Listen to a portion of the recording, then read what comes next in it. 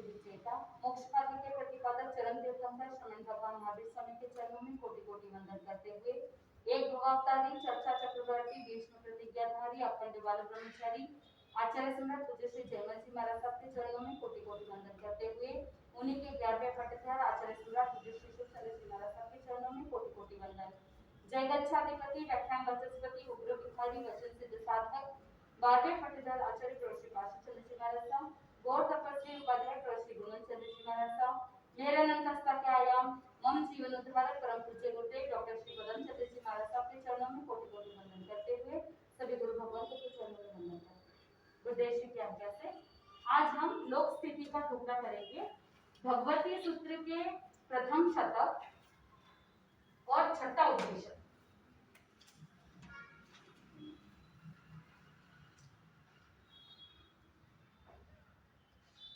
पहला शतक और छठा उद्देश्य, इसमें लोक स्थिति का वर्णन आता है। भगवती सूत्र पहला शतक छठा उद्देश्य।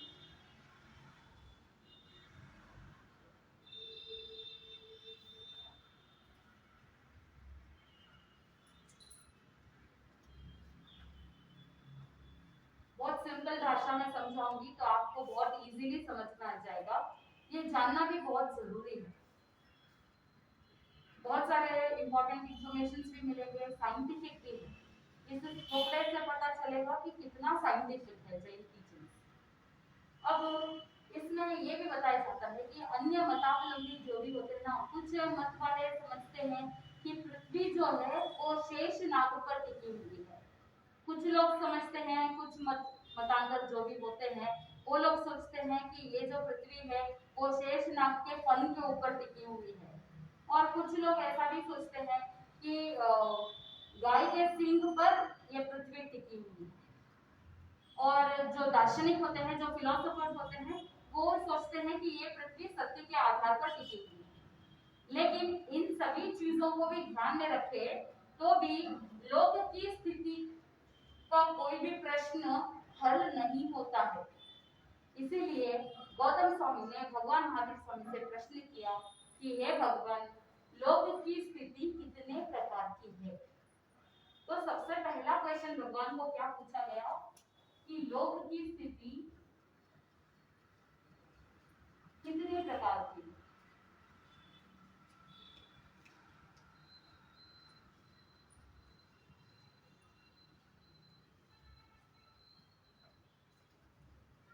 भगवान ने बताया कि हे गौतम 8 प्रकार की है, 8 टाइप्स।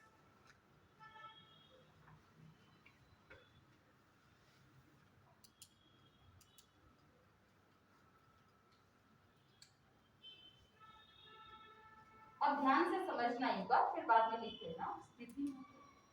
स्थिति मतलब पोजीशन। पोजीशन हो सकता है या सिचुएशन हो सकता है। लोग की क्या स्थिति है, क्या सिचुएशन है, लोग कहाँ पर सिचुएटेड है, लोग किसके आधार पर है, किसके सपोर्ट पर। हाँ, आधार पर। उसका आधार क्या है, उसकी क्या स्थिति है, उसकी क्या पोजीशन है, उसके बारे में बताया जाता है। तो भगवान ने कहा लोक की स्थिति 8 प्रकार की है। आराम से पहले समझ लेना, उसके बाद लिख लेना। सबसे पहला है, भगवान ने बताया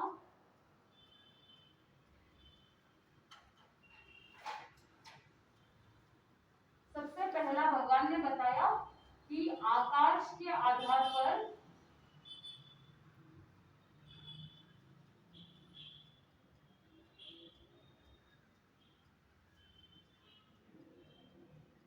आकाश के आधारवाद, ये पहला टाइप है।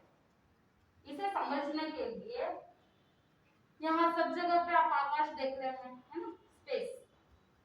तो जैसे यहाँ पर आकाश है, आकाश के ऊपर, आकाश के आधार पर वात यानी वायु। अब ये वात जो है वो 2 प्रकार की है। तनवात,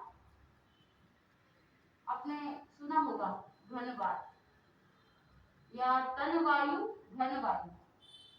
अब इस शब्द को समझने के लिए तन यानी थिन, पतला, वात यानी वायु, घन यानी मोटा, ठीक, वात यानी वायु, पतली हवा, मोटी हवा, डेंस, यस, ठीक बोल सकते हो, डेंस बोल सकते हो। तो आकाश है, आकाश के ऊपर वायु है, इस वायु में भी पहले क्या होगा, पतली हवा, कनवात, फिर उसके ऊपर घनवात, और सेकेंड टाइप है वात के आधार उदधि, उदधि मतलब पानी, उदधि का अर्थ क्या है, पानी, इसको घनोदधि भी कहते हैं, मोटा पानी, डेंस, ठीक। आकाश, आकाश के आधार पर पतली हवा, पतली हवा के आधार पर मोटी हवा या डेंस एयर, उसके बाद घनोदधि, पानी। अब तीसरा है उदधि के आधार,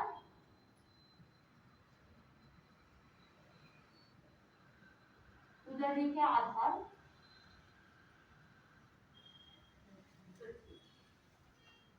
उदधि, घनोदधि लिख सकते हैं डायरेक्ट, नो प्रॉब्लम।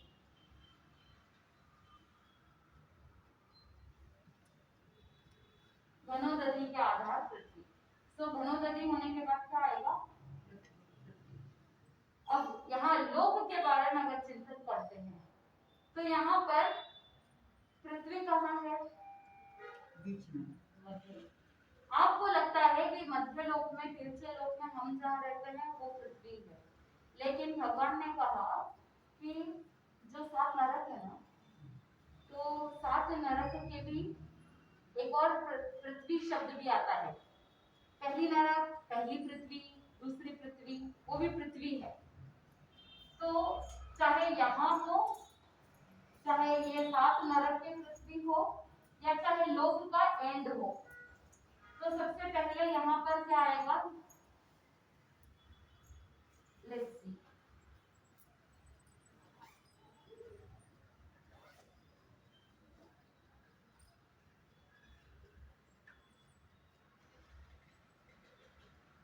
अगर ये पृथ्वी है, द एंड ऑफ लोक, तो ये क्या होगा, घनोदधि, राइट।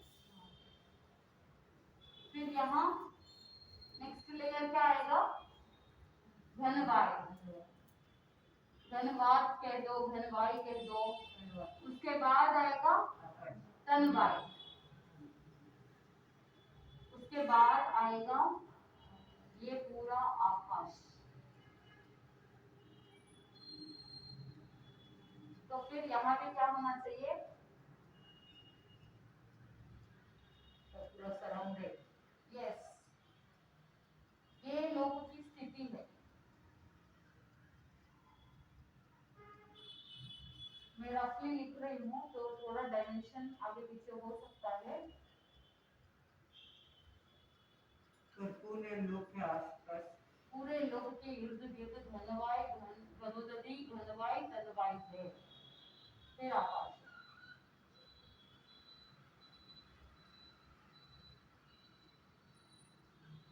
अभी 2 महीने पहले जैन तत्व प्रकाश में इसी के ऊपर क्वेश्चन आंसर,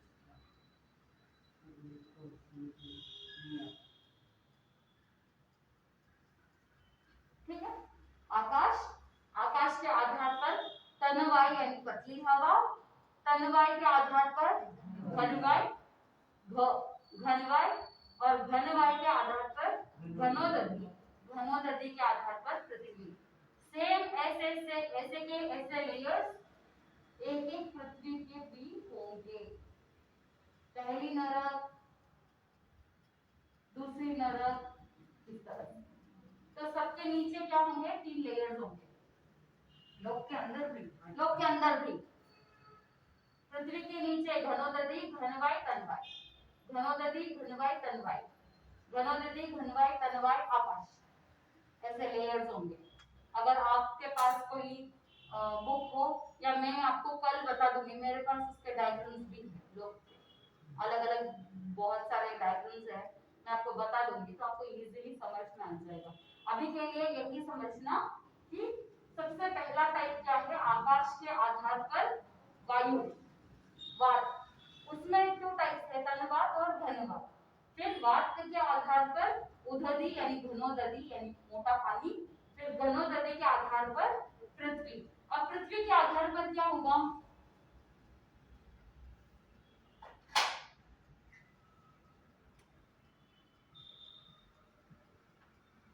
पृथ्वी के आधार रस और स्थावर जीव, सही है ना, जीव कहाँ है, पृथ्वी पर, पृथ्वी पर, तो पृथ्वी के आधार रस और स्थावर जीव।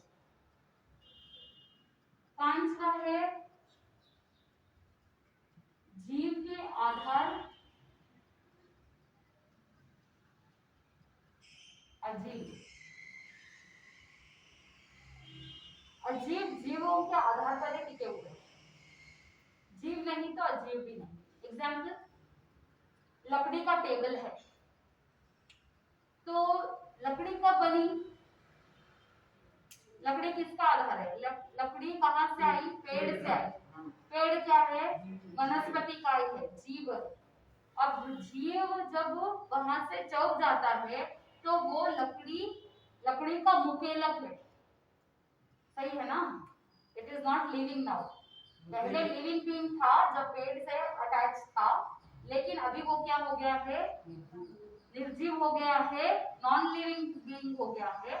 इसीलिए जीवों के आधार पर कौन है, समझ में आया, अजीवों का अस्तित्व किसके आधार पर टिका हुआ है, जीवों के आधार पर टिका हुआ है ना। फॉर एग्जांपल हमारी बॉडी है, ये बॉडी पुद्गल है, करेक्ट है ना, अगर इसमें से आत्मा निकल जाए तो क्या रह जाएगा, बस एक बॉडी रह जाएगी, अजीव हो जाएगा, इसमें कोई जीव नहीं रहेगा, तो जीव के आधार अजीव। छठा है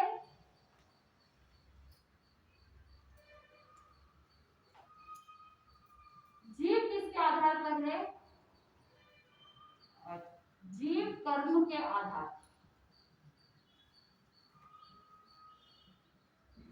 यहाँ पर एक अपेक्षा से लिया हुआ है कि जो सकर्मिक जीव है, इसका मतलब होता है जो जीव संसारी है, जिसके कर्म अभी शेष है, तो जो सकर्मक जीव होते हैं वो किसके आधार पर टिके हुए हैं, कर्मों के आधार पर टिके हुए हैं, कर्म है इसलिए जीव है, अगर कर्म नहीं होते तो क्या बन जाते, मोक्ष में चले जाते, सिद्ध बन जाते, इसीलिए जीव के आधार, जीव जीव कर्म के आधार। उसके बाद सातवां भेद आता है अजीवों को जीवों ने संग्रह करके रखा है,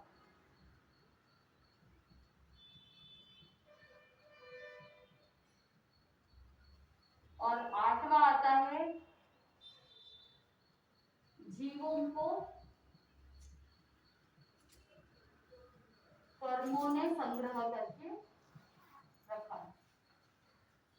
इसे समझने के लिए अब देखो, जीव कर्म के आधार, हमारा अस्तित्व, हम यहाँ है किसके कारण से है, कर्म के कारण से मनुष्य गति में है, अब जो कर्म करेंगे उसकी वजह से हम कहीं और दूसरी गति में जा सकते हैं, तो जीव कर्म के आधार।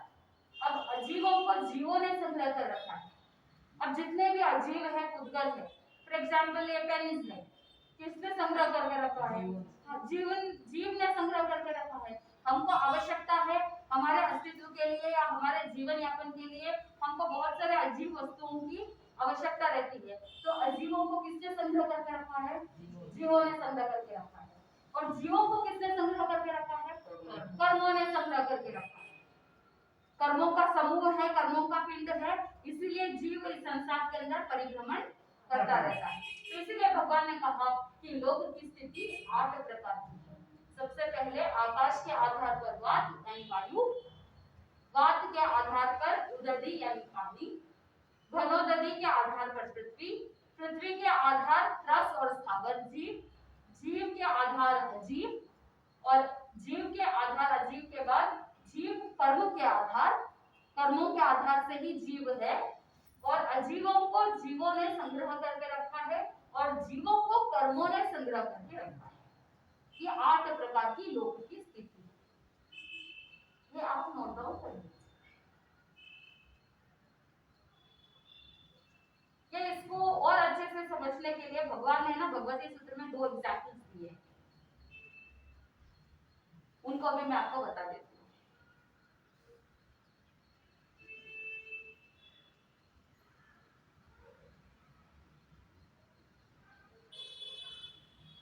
समझ में आ रहा है?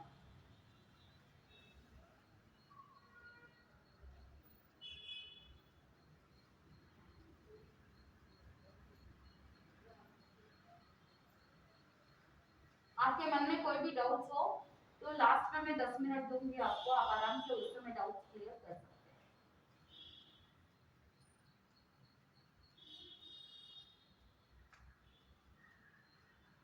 देख रहा है देखो,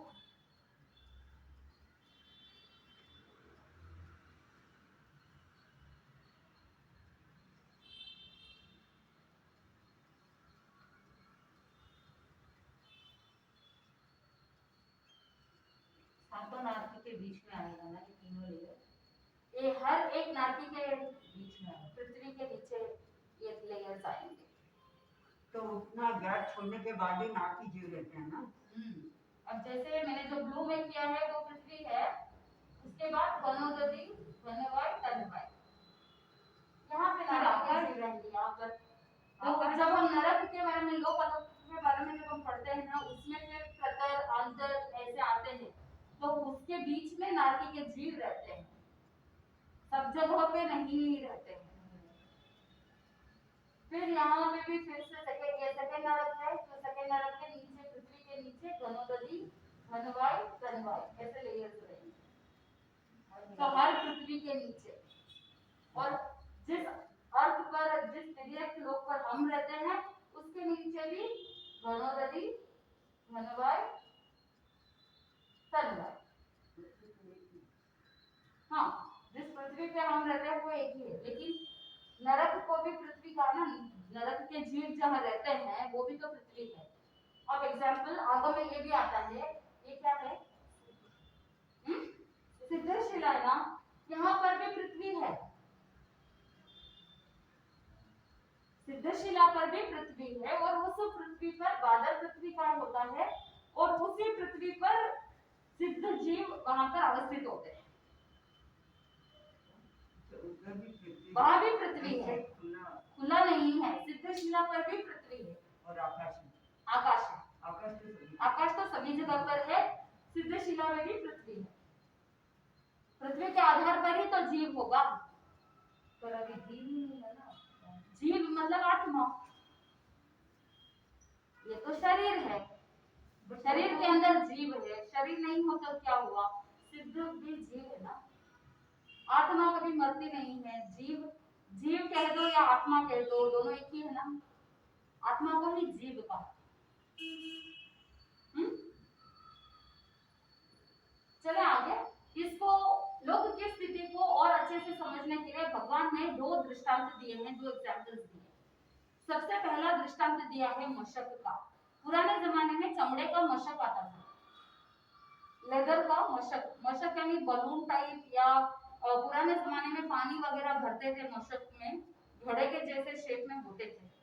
तो भगवान ने कहा कि अगर कोई एक मशक ले ले, या आज के जमाने के हिसाब से अगर हम समझना चाहे तो बलून ले लीजिए।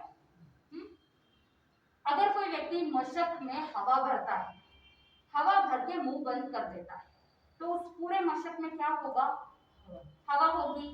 अगर बलून को भी पूरा हवा में भर दिया हवा से, तो और फिर ऊपर से नॉट दे दिया, तो पूरे बलून में क्या होगा, हवा होगी। फिर अगर उसके बाद एग्जैक्टली बलून के सेंटर में वापस थ्रेड बांध दिया, तो ऊपर के हिस्से में क्या होगा, हवा होगी, नीचे के हिस्से में हवा होगी, दोनों में डिवाइड कर दिया, बलून है, बलून में पूरा हवा भर दिया, ऊपर नॉट दे दिया, बीच में भी वापस नॉट दे दिया, दोनों में एयर ही होगा। फिर भगवान ने कहा नॉट है उस नॉट को, उस गांठ को खोल दो और हवा की जगह क्या भर दो, पानी भर दो। समझ में आ रहा है? पानी भर दिया, पानी भरने के बाद ऊपर का नॉट वापस बंद कर दो, गांठ दे दो। फिर बीच में जो नॉट दिया है, बीच में जो आपने डोरी बांधी है, उसको क्या कर दो, खोल दो। अब क्या होगा, नीचे हवा होगी, ऊपर पानी होगा, मिक्स नहीं होगा, मिक्स नहीं होगा, बट पानी नीचे आ जाएगा। नहीं आएगा, नहीं, आप करके देखना। पुराने जमाने में लोटे में पानी भरते थे और उल्टा कर देते थे, पानी नीचे नहीं गिरता था। गिरता था क्या? नहीं गिरता था, हवा के आधार पर पानी टिका हुआ रहता था। आप ट्राई करके देखना, एक्सपेरिमेंट। कपड़ा बांध देते थे, उल्टा करते थे। हाँ, फिर कपड़ा बांध देते थे, फिर उल्टा कर देते थे, बिल्कुल पानी नहीं गिरता था नीचे। एक बलून में पहले हवा भर दी, भगवान ने मशक कहा है कि उस जमाने में मशक यूज करते थे, आप बलून से ट्राई कर सकते हैं। बलून में हवा भर दी, ऊपर नॉट दे दिया, गांठ बांधी, डोरी बांधी, फिर बीच में एक और डोरी बांधी, हाफ हाफ डिवाइड हो गया। फिर ऊपर की डोरी को खोल दी और उसमें पानी भर दिया, फिर गांठ दे दी, फिर बीच में जो आपने गांठ दी है, डोरी बांधी है, उसको खोल दिया। तो जब आप ऐसा करोगे तो हवा के आधार पर क्या टिका हुआ रहेगा, पानी टिका हुआ रहेगा। तो भगवान ने कहा कि जिस तरह से हवा के आधार पर पानी टिका हुआ है, वैसे ही लोक की स्थिति है, यावत जीवों को कर्मों ने संग्रह करके रखा है। भगवान ने इस तरह से फरमाया है। दूसरा एग्जाम्पल बताया है कि अगर कोई व्यक्ति एक मशक में हवा भर के अगर कमर पे बांध देवे, एयर ट्यूब्स अगर कमर पे बांध देवे और फिर अपना जितना शरीर है, उस शरीर से भी, हाइट से भी ज्यादा पानी है, यानी इतना पानी है कि व्यक्ति उसके अंदर डूब सकता है, ऐसे अथाह पानी के अंदर अगर वो जाए तो क्या वो डूबेगा या पानी के ऊपरी पोजीशन में रहेगा? ऊपर ही रहेगा।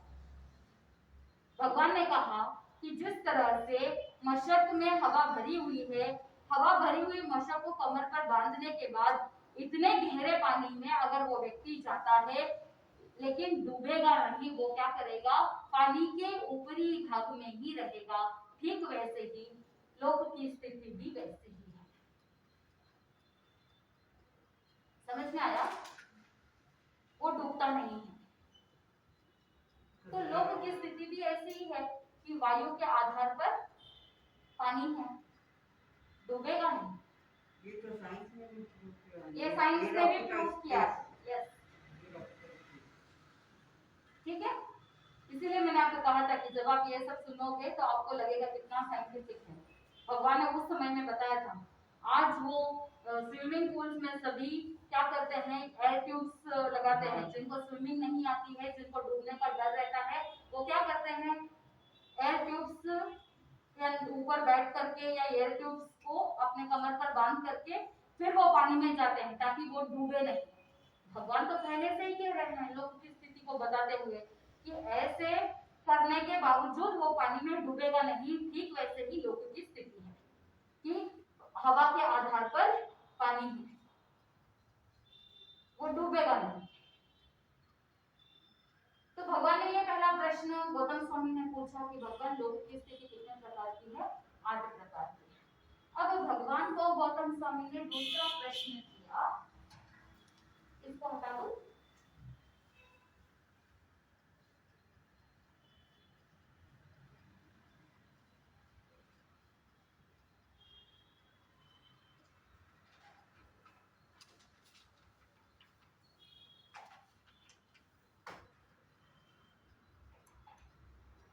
भगवान को गौतम स्वामी ने दूसरा प्रश्न किया कि भगवान जीव और पुद्गल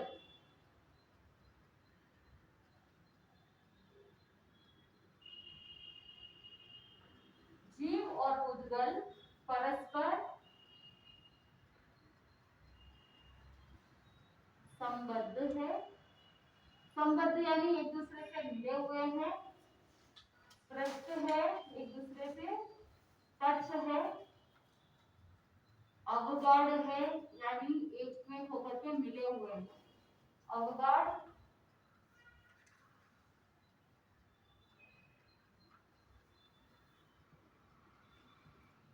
स्निग्धता, इसका मतलब होता है चिकनाई, चिकनाई से जुड़े हुए हैं।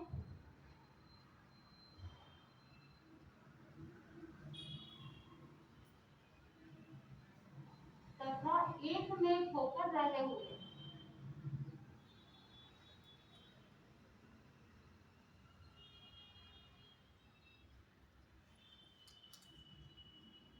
एक क्वेश्चन है, गौतम स्वामी ने भगवान महावीर स्वामी को पूछा कि भगवान, जीव और पुद्गल परस्पर संबद्ध है, एक दूसरे के साथ मिले हुए हैं, स्पष्ट है, अवगाढ़ है, गाढ़ यानी तीव्रता से, संपुट है, एक दूसरे के साथ जैसे मिक्स हो जाते हैं ना वैसे, और स्निग्धता चिकनाई से जुड़े हुए हैं तथा एक में होकर रहे हुए हैं। क्या है जीव और पुद्गल की स्थिति, क्या है जीव और पुद्गल किस तरह से एक दूसरे के साथ जुड़े हुए हैं। एग्जाम्पल, हमारी आत्मा और हमारा शरीर, हमारी आत्मा जीव है, शरीर पुद्गल है, तो ये एक दूसरे के साथ किस तरह से स्पष्ट है, किस तरह से मिले हुए हैं, किस तरह से जुड़े हुए हैं, किस तरह से एक में हो गए। तो भगवान ने कहा कि हे गौतम, जीव और पुद्गल परस्पर जुड़े हुए हैं, संबद्ध है, एक में एक। भगवान ने एक उदाहरण बताया कि एक तालाब है, हर चीज के लिए ना भगवान ने एग्जाम्पल्स दे दे करके समझाया है। इंडिया में जो मैथमेटिक्स अलजेब्रा वगैरह पढ़ते हैं तो उसमें हमने सिर्फ फॉर्मूलाज पढ़ा है ना, फॉर्मूला पढ़ते हैं, फिर प्रॉब्लम में अप्लाई करते हैं। लेकिन कभी बचपन में ये ध्यान नहीं आता है कि वो जो फॉर्मूले है या वो जो अलजेब्रा के एक्सप्रेशंस है, अलजेब्रिक एक्सप्रेशंस है, वो इन रियलिटी प्रैक्टिकल लाइफ में कैसे काम आते हैं बचपन में पता नहीं होता। एक बार ऐसा हुआ कि हम जब यूएस में थे चतुर्मास में, तो एक बच्ची 10th ग्रेड में पढ़ रही थी, तो मैंने उसको कहा कि मुझे तुम्हारी मैथमेटिक्स की बुक देखनी है। तो मैंने जब उसकी मैथमेटिक्स की बुक देखी, इतनी मोटी इतनी बड़ी थी, एक एक प्रॉब्लम के लिए जो अलजेब्रिक एक्सप्रेशंस है उसके अनुरूप उनके एक एक एग्जाम्पल के साथ डायग्राम दिया हुआ है। अब जैसे ए और बी हम जब लेंथ और ब्रेड्थ बोलते हैं तो वहां पे एग्जाम्पल दे रहे हैं कि अगर ये रोड इतना है, ये ऐसा है, तो कैसे वो प्रॉब्लम सॉल्व हो सकता है। हम सिर्फ प्रॉब्लम को देखते हैं, फॉर्मूले को अप्लाई करते हैं और फिर कर देते हैं, लेकिन वहां पर थोड़ा सा प्रैक्टिकली वो लोग करते हैं, एग्जाम्पल्स दे देते हैं। तो भगवान महावीर स्वामी ने क्या किया है, एग्जाम्पल दे करके बताया है कि जीव और पुद्गल कैसे एक दूसरे के साथ मिले हुए हैं, एक दूसरे के साथ स्पष्ट है, एक दूसरे के साथ बद्ध है, एक दूसरे के साथ बंधन में बंधे हुए हैं, जुड़े हुए हैं, एक में हो गए। मान लो एक तालाब है, पूरा भरा हुआ है, लबालब पानी से भरा हुआ है, इतना ज्यादा भरा हुआ है कि पानी ऊपर आ सकता है, इतना भरा हुआ है। ऐसे तालाब में अगर कोई एक पुरुष एक छिद्र वाली नाव अगर अंदर डाल दे, उस नाव में, उस बोट में 100 छोटे छोटे होल्स हैं, 100 बड़े बड़े होल्स हैं, इतने सारे होल्स, इतने सारे छिद्र, और उस नाव को उस तालाब में, भरे हुए तालाब में डाल दिया। धीरे धीरे क्या होगा, पानी उस नाव में भरता जाएगा, पानी नाव में भरता जाएगा, और भरते भरते भगवान ने कहा कि ये जो तालाब जो पानी से भरा हुआ है लबालब, उसे ये समझो कि पानी से भरा हुआ एक घड़े के समान है। करेक्ट है ना, भले ही तालाब है, तालाब भी घड़े के समान हो सकता है ना, घड़े में जैसे पानी भरा हुआ है वैसे ही तालाब भी पानी से भरा हुआ है। तो भगवान ने कहा कि वो तालाब लबालब भरा हुआ है, उसमें छिद्र वाली नाव डाली हुई है, कुछ समय बाद वो नाव के अंदर इतना पानी भर जाएगा कि नाव और तालाब का पानी क्या हो जाएगा, एक में हो जाएगा। क्या आप फिर डिफरेंशिएट कर पाओगे कि नाव का पानी कहाँ है, नाव कहाँ है और तालाब कहाँ है? नाव नाव को आप अलग कर सकते हैं? नहीं कर सकते हैं। फिर वो नाव क्या हो जाएगी? डूब जाएगी। डूब जाएगी ना। ठीक वैसे ही भगवान ने कहा कि ये जो जीव और उद्गल है वो उसी तरह से जैसे तालाब के अंदर छिद्र वाली नाव एक में खो जाती है, वैसे ही जीव और उद्गल परस्पर बद्ध है, स्पष्ट है, एक साथ जुड़े हुए हैं, चिकनाई से जुड़े हुए हैं और एक में होकर के रहे हुए हैं। ठीक है। इसमें भगवान ने कहा कि यहाँ पे हम 3 चीजें देखते हैं। एक तो तालाब देखते हैं, फिर पानी, जल, और तीसरा है नाव, नौका। तो भगवान ने कहा कि अगर संसार रूपी तालाब हो और उसमें उद्गल रूपी जल हो और जीव रूपी नौका हो। ये नौका कैसी है? सछिद्र यानी छिद्र वाली नौका है। तो वो कौन है? जीव। तो जैसे संसार में उद्गल और जीव है, संसार रूपी तालाब में उद्गल रूपी जल में जीव रूपी सचिद्र नौका डूब जाने पर उद्गल और जीव एक में खो जाते हैं। जैसे कर्म और आत्मा एक में होते हैं ना, वैसे ही जीव और उद्गल एक में खो जाते हैं। अगर संसार रूपी तालाब में उद्गल रूपी संसार रूपी तालाब के उद्गल रूपी जल में अगर ये जीव डूबता नहीं तो जीव और उद्गल एक में होते नहीं, और जब जीव और उद्गल एक में नहीं होते तो जीव मोक्ष को पहुंच जाते। करेक्ट है ना?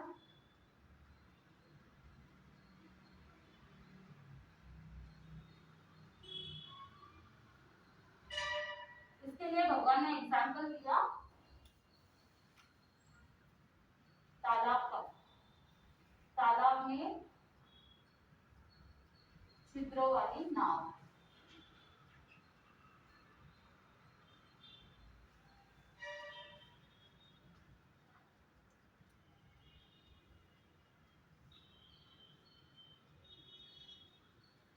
तालाब में छिद्रों वाली नाव का डूबना, एक में खो जाना।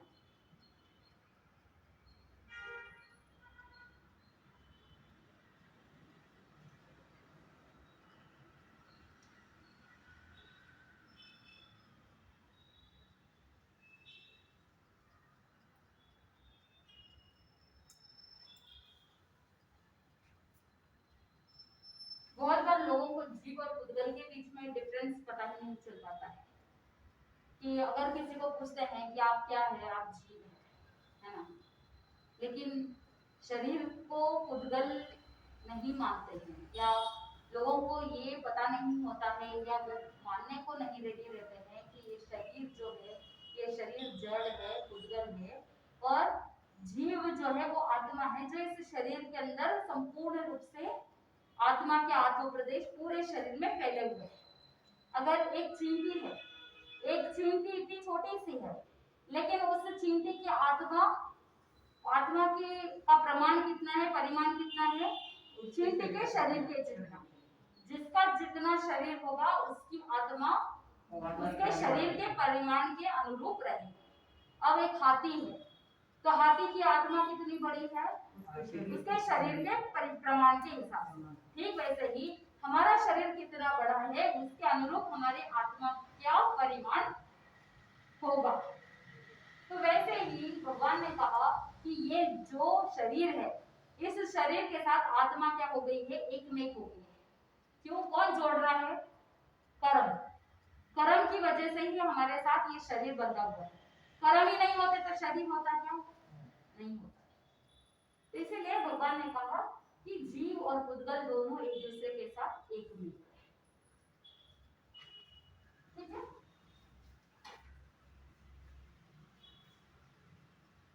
भगवान ने इसी भगवती सूत्र के प्रथम शतक के छठे उपदेशक में ना गौतम स्वामी ने और 3 प्रश्न पूछे।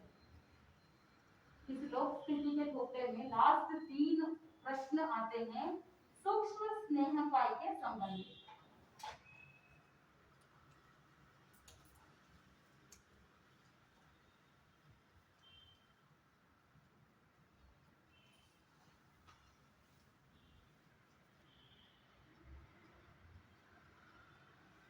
सूक्ष्म स्नेहकाय के संबंधित 3 प्रश्न पूछे हैं, बहुत इजी है। सबसे पहले तो आपको ये समझना होगा कि स्नेहकाय मतलब आतुकाय।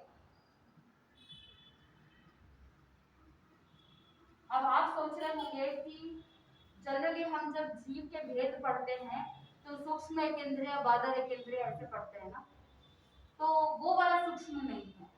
यहाँ पर सूक्ष्म का अर्थ अलग है। जनरली सूक्ष्म एकेंद्रिय का मतलब क्या होता है कि सूक्ष्म नामकरण के उदय से जो जीव होते हैं,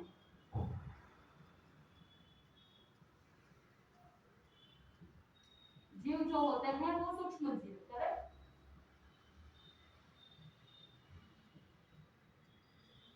लेकिन यहाँ पर स्नेहकाय का मतलब है अपकाय, बट यहाँ सूक्ष्म, ये जो अपकाय है वो सूक्ष्म नहीं है, बादर अपकाय ही है।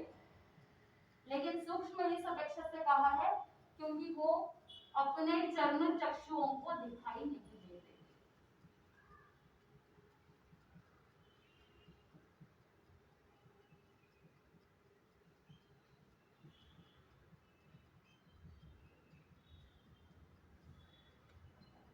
ये हमारे आंखों को दिखाई नहीं देते हैं, इसीलिए इसको क्या कहा, सूक्ष्म। लेकिन ये सूक्ष्म जीव नहीं है, ये बादर अपकाई है। तो 3 प्रश्न पूछे गौतम स्वामी ने। गौतम स्वामी ने सबसे पहला प्रश्न पूछा कि ये सूक्ष्म स्नेहकाय जो है क्या वो सदाकाल गिरती है। भगवान ने कहा हाँ ये सदाकाल गिरती है, मतलब सभी सीजन में गिरती है क्या, और रात्रि के समय में तो ऑल टाइम। ये सूक्ष्म स्नेहकाय, ये जो रात्रि के समय में ड्यूज गिरते हैं, ओस गिरती है, वो हो सकता है, लेकिन ड्यूज तो दिखाई देता है, उससे भी सूक्ष्म जो आंखों को दिखाई नहीं देता है, ऐसा सूक्ष्म स्नेहकाय अपकाय सदाकाल गिरती है, सभी ऋतुओं में गिरती है, रात्रि के समय में तो गिरती है, दिन में पहले और अंतिम प्रहर में भी गिरती है, दिखाई नहीं देता, गिरती है।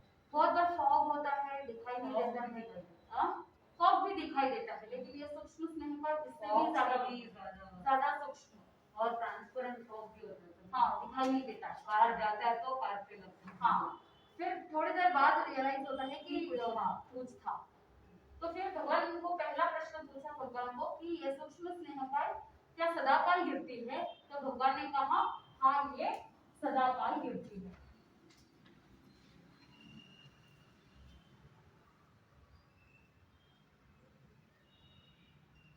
सेकेंड क्वेश्चन इसी सूक्ष्म स्नेहकाय के संबंधित पूछा कि कहाँ गिरती है ये सूक्ष्म स्नेहकाय, कहाँ गिरती है। भगवान ने कहा कि ऊंचा, ऊपर, नीचे और तिरछी सभी जगह गिरती है।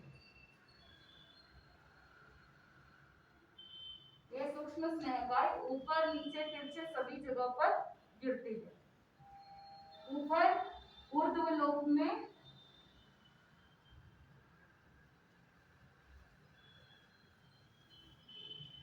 ये मुझे देखना पड़ेगा, वर्तुल वैताग्यगिरी में,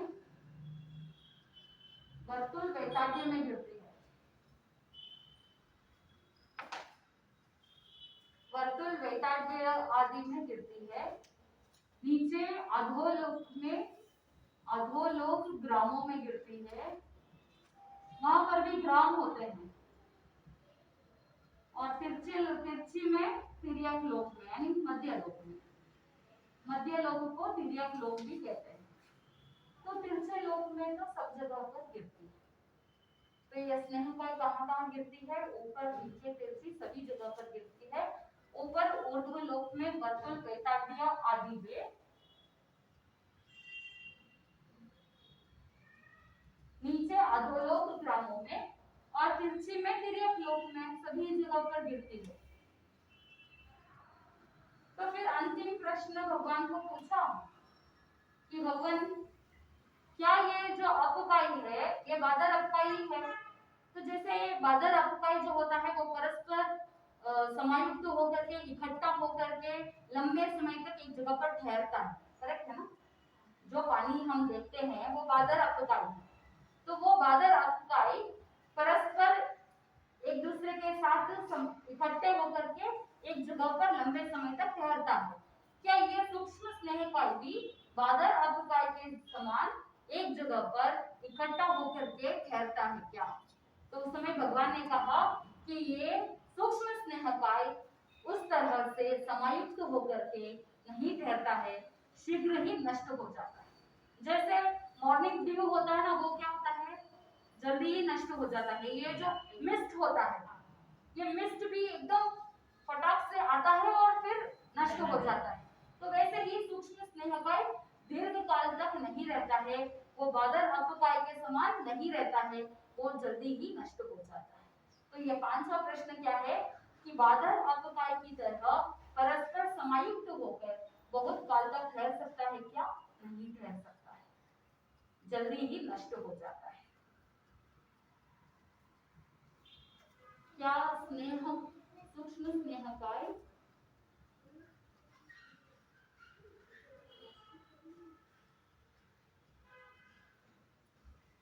बादल अपकाय की तरह परस्पर समायुक्त होकर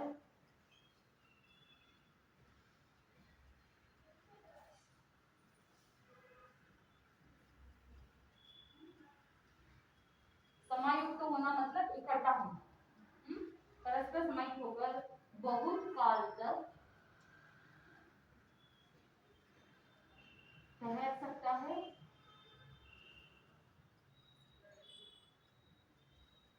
भगवान ने कहा नो, नॉट पॉसिबल, नो इसके समझते यह अर्थ समर्थ नहीं है, वो शीघ्र ही नष्ट हो जाता है।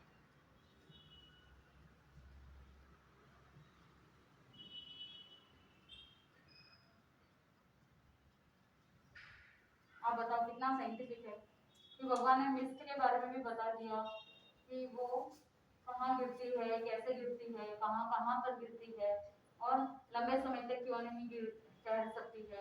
उसे सूक्ष्म स्नेहकाय क्यों कहा है? तो बादल अपकाय पानी ही है, लेकिन फिर भी सूक्ष्म है क्योंकि हमारे आंखों को दिखाई नहीं देता है और वो लंबे समय तक ठहर नहीं सकता, जल्दी ही नष्ट हो जाता है क्योंकि उसके पुद्गल एक दूसरे के साथ समायुक्त होकर के इकट्ठे होकर के नहीं रह सकता है। When the molecules can't stay together, they'll have to disperse.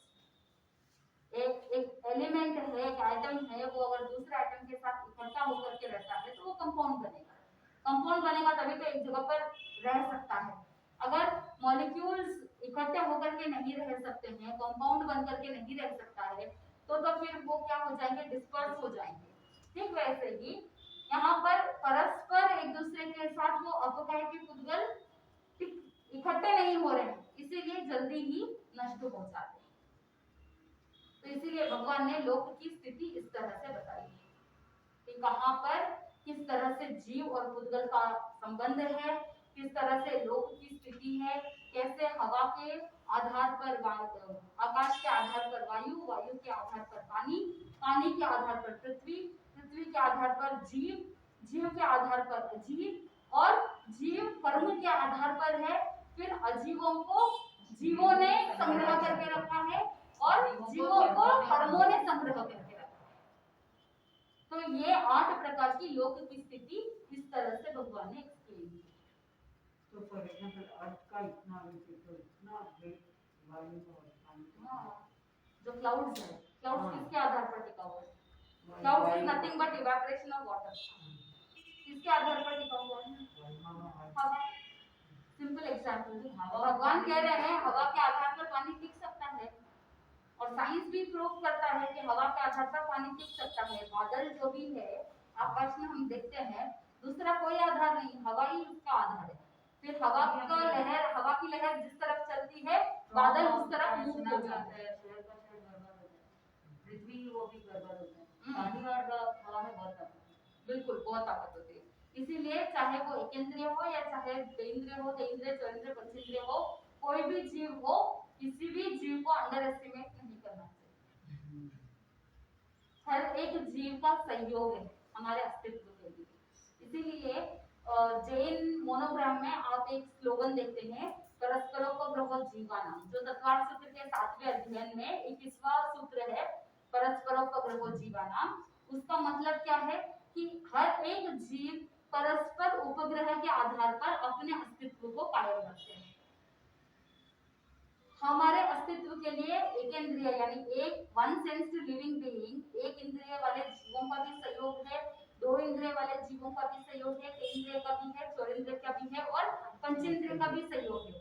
घर परिवार में जितने भी सदस्य हैं उनका सहयोग है। जो खेती करते हैं उन्होंने गाय बैल आदि का सहयोग लिया, आप दूध पीते हैं गायों का सहयोग है। तो हर एक जीव का सहयोग है। समस्त लोक में जितने भी जीव है सभी जीवों का एक दूसरे के साथ परस्पर उपग्रह होता है और परस्पर सहयोग होता है। उसकी वजह से हम अस्तित्व में रहते हैं। इसलिए कभी अहंकार कभी नहीं करना और ये बात कभी नहीं कहना कि मुझे किसी की जरूरत नहीं है, मैं अकेले रह लूंगा, मैं अकेली रह लूंगी, ये पॉसिबल नहीं। सभी जीवों का सहयोग चाहिए ही होता है। अगर कोई कह दे सांस ले ले और सांस छोड़ना नहीं है, रोक के ही रखना है ऑल टाइम, इंसान जी पाएगा? नहीं जी पाएगा। अगर सांस छोड़ा है लेकिन अगर कोई कह दे अभी सांस लेना नहीं है, अगर ब्रीद इन नहीं करोगे तो क्या जी सकते हैं? तो वायु का भी सहयोग है, वायु का एक केंद्रीय जीव है। तो हर एक जीव का सहयोग होता है तभी ये लोक की स्थिति बनती है। एक दूसरे के आधार से वो क्या करते हैं, रहते हैं। तो इस थोपड़े के माध्यम से हमको वो सारे फंडामेंटल समझ में आते हैं कि जीव अजीव कैसे एक दूसरे के साथ कनेक्टेड है।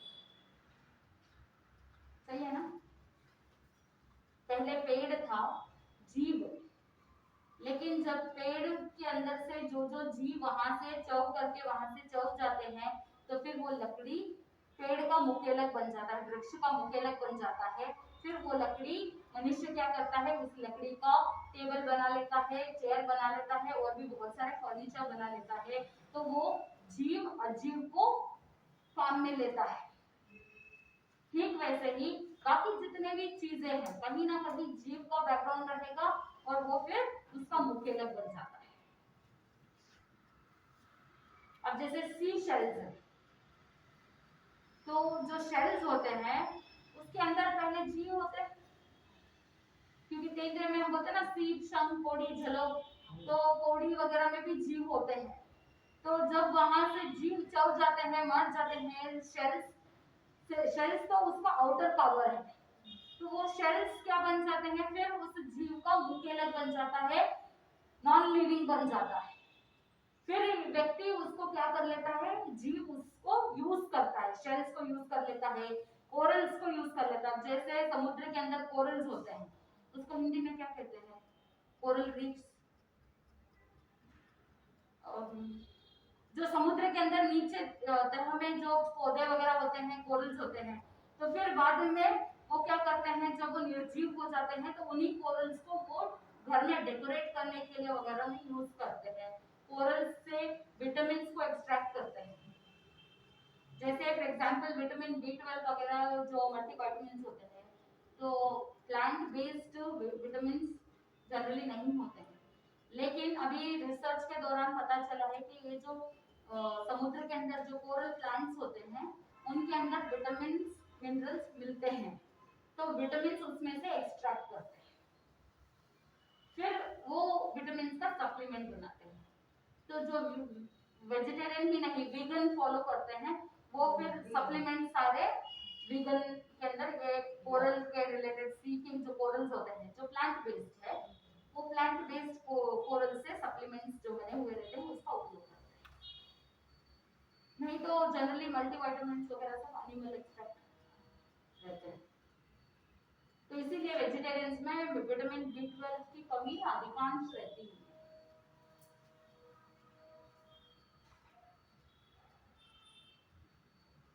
तो आज इतना ही रखते हैं लोक स्थिति का टुकड़ा।